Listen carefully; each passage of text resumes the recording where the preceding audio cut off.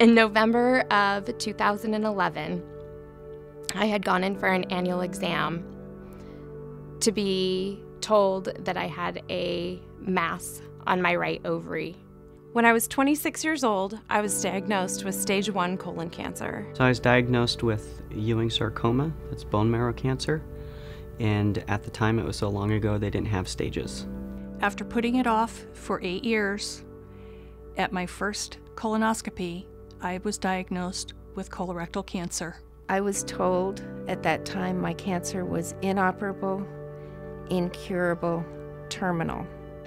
I was diagnosed with stage 1 breast cancer in February 2015.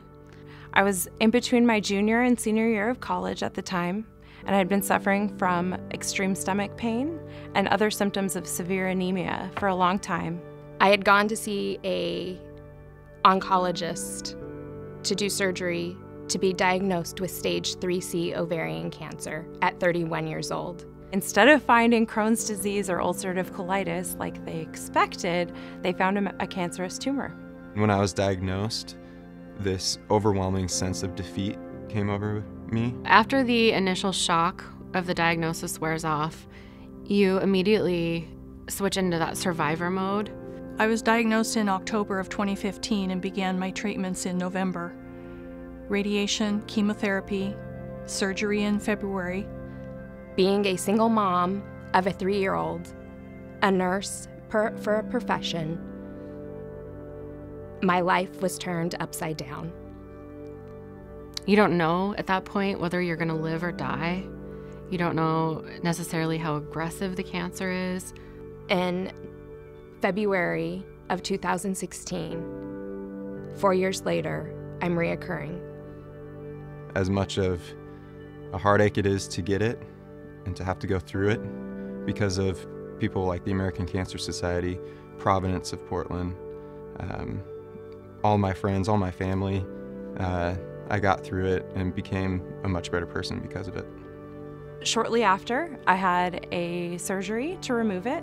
My cancer had not been staged at that time, so they staged it, and I was very lucky it hadn't spread.